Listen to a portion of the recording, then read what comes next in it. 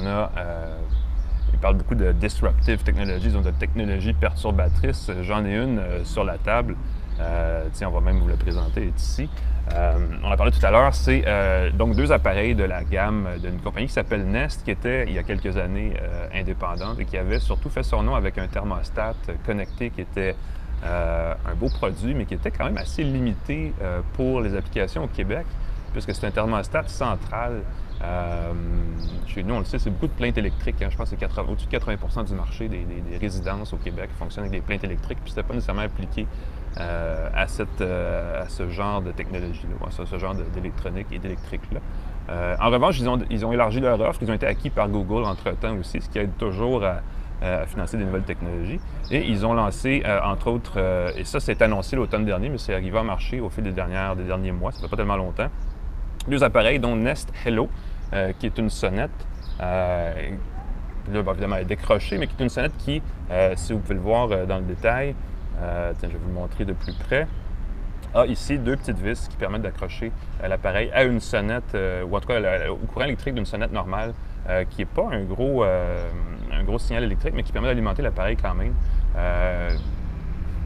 Pour ce qui a besoin d'être fait dans ce contexte-là.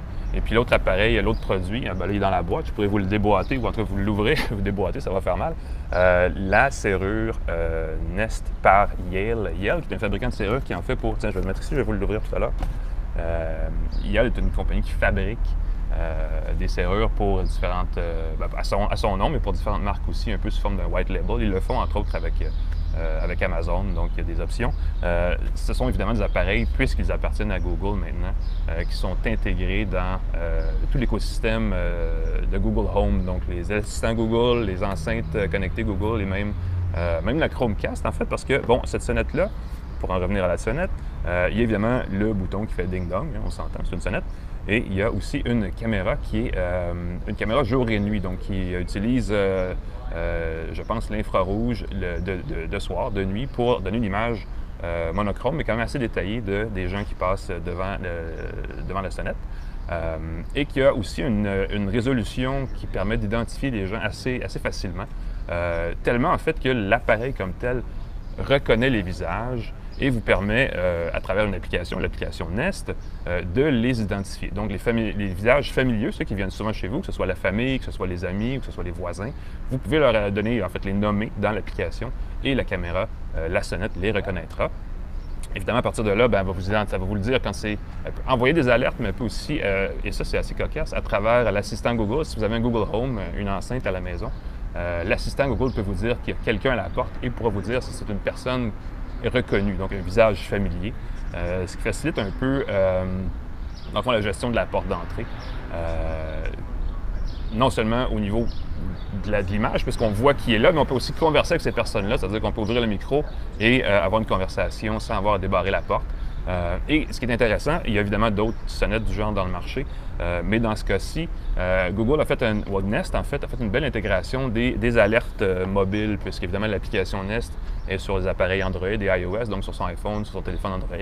Et puis quand on reçoit une alerte, automatiquement, on reçoit une capture, une photo prise au moment où la sonnette se fait entendre. Donc, on sait qui est à la porte avant même d'avoir à aller dans l'application ou d'avoir à déverrouiller la porte.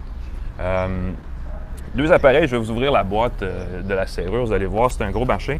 L'installation n'est pas super évidente de la serrure, c'est plus facile de la sonnette.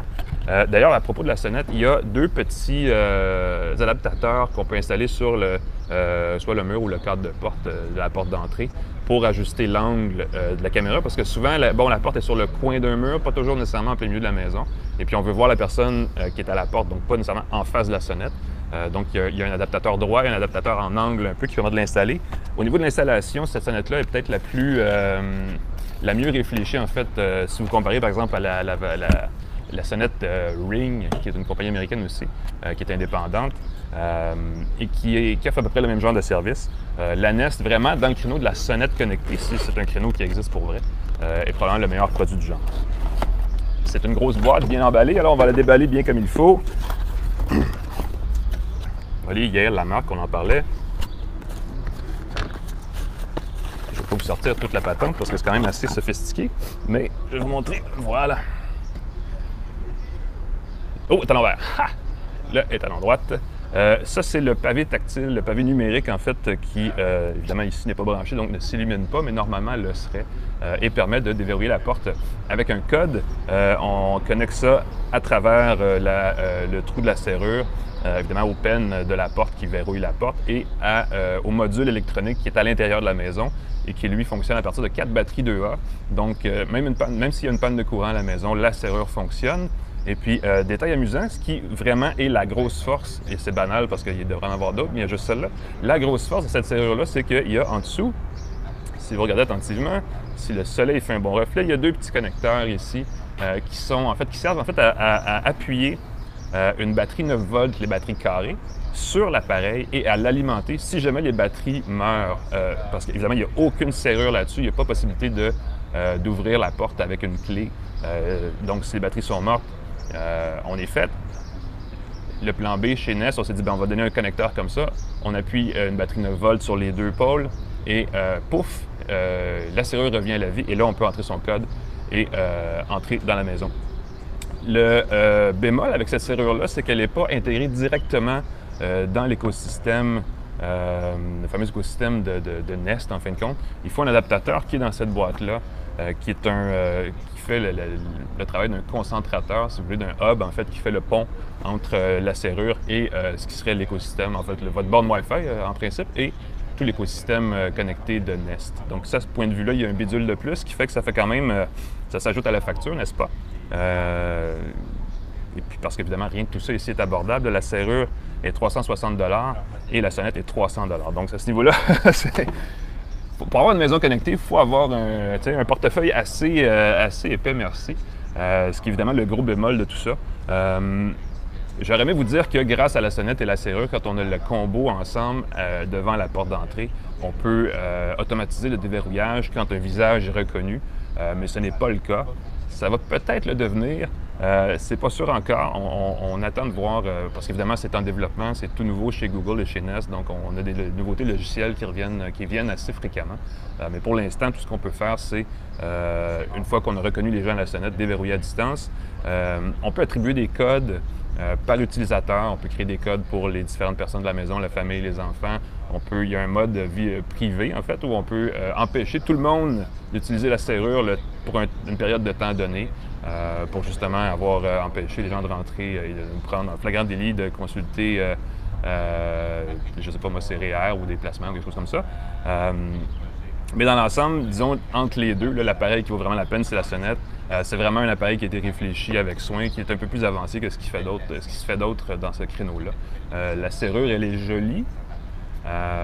Est à peu près égale à ce qui se fait ailleurs, mais dans ce créneau-là, il y a une autre serrure très populaire qui est indépendante, par contre, qui s'appelle Auguste, et qui est peut-être un peu plus sophistiquée, qui est plus simple au niveau de l'installation, mais qui fait un peu mieux en termes de gestion de l'utilisation. Une chose que la serrure Auguste fait que celle-là ne fait pas, c'est qu'elle détecte la proximité d'un appareil. Donc, si vous avez l'application sur votre téléphone et vous arrivez à la maison, ça prend 5 secondes et automatiquement la porte se déverrouille. Inversement, si vous quittez la maison en quelques instants, elle va se verrouiller. Celle-là verrouille la porte quand on quitte, mais quand on revient, il faut quand même l'utiliser, soit le pavé numérique ou l'application. Donc, il faut faire une opération de plus qui est un peu inutile. Surtout qu'en fait, elle géolocalise de toute façon les utilisateurs. Donc, ça aurait été naturel d'imaginer qu'elle aurait pu faire ça automatiquement. On imagine que ça va venir parce qu'il y a quand même des nouveautés, comme je disais tout à l'heure, qui sont appliquées là, à l'utilisation de la serrure régulièrement. Mais ce n'est pas encore le cas. Donc, à vous de voir.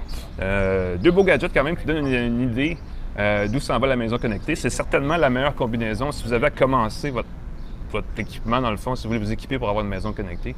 À mon avis, la combinaison la plus fun, la plus utile dans toute la patente, c'est pas la lumière Wi-Fi, c'est pas non plus nécessairement l'enceinte connectée, mais c'est vraiment cette combinaison sonnette et serrure qui permet d'opérer à distance l'accès à la maison. Donc, quand on est à la maison, c'est plus facile, mais quand on n'est pas à la maison, c'est encore plus simple de savoir qui cogne à la porte. Tellement, en fait, que vous le savez, Amazon, UPS et FedEx ont annoncé des plans pour entrer à la maison quand vous n'êtes pas là, en utilisant une serrure connectée comme ça. Donc, ce que vous pourriez faire à partir de ces appareils-là, au moins, c'est savoir quand et comment ils font pour aller livrer des colis chez vous, tandis que vous n'êtes pas là. On sent vraiment un mouvement de ce côté-là. Puis, effectivement, c'est Et jeu de mots très assumé ici, c'est la porte d'entrée vers la maison connectée, ces deux gadgets-là, à condition, comme je l'ai dit tout à l'heure, d'avoir les sous parce que c'est pas donné. Ça va peut-être devenir un jour, mais pour l'instant, ça ne l'est pas encore.